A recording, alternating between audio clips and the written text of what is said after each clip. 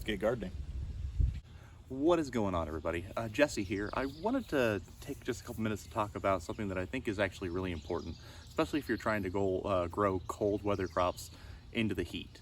And that is utilizing shade wherever possible.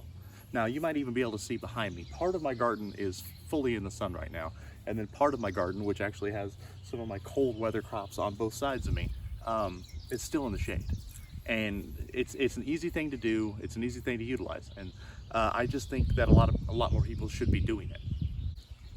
I recommend every gardener take a walk out into where their garden is or where their garden is going to be, and just look at where the sun hits. Go out a couple times in a day and just see where the shade falls, where the sun rises and falls on your current location, and try and utilize some of that shade that you know is going to happen to your advantage. And that's what I do here. I've got most of my cold weather crops on the right hand side and the left hand side of me, 4 boxes to each side. They're still fully in shade, or they're about to get into the sunlight. Now, I know sunlight is important for plants, but some plants need a lot more sunlight than others, and the cold weather crops typically don't need as much. So it's an easy thing to take advantage of. Now, in my case, I use my big elm tree that is basically right in the middle of my yard, kind of as a block for some of the sunlight. I try and keep in mind where the sunlight hits first, because some of your plants do in fact need more sunlight than others. So I try and make sure that my tomatoes and plants like that, my squashes, get more sun than the rest. And it's just an easy thing to do. It only takes a little bit of time to really walk out and figure out where you have sunlight and where you don't. But there is another way of doing exactly this if you don't already have like a tree or something else, and I will show you in just a second.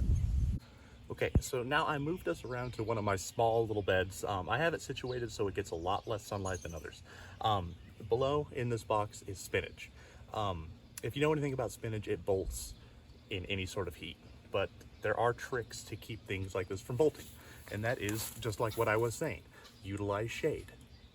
Even if you don't have a tree or anything else, you can utilize some of the plants that you already have growing to create a shade block, a spot that gets less sun than others.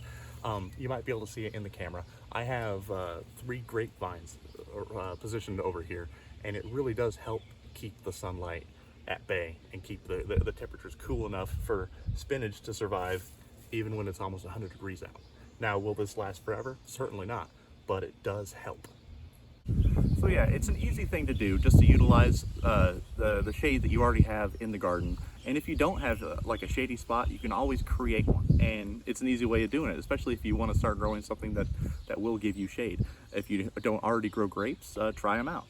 If you don't want grapes, try an asparagus bed. The leafy ferns will cover up another box or another bed pretty easily.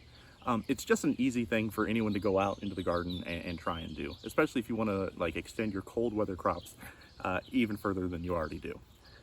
Even like this one. This one's a cool weather crop. He's a pale little boy, and we're trying to keep him in the shade as much as possible. Happy gardening.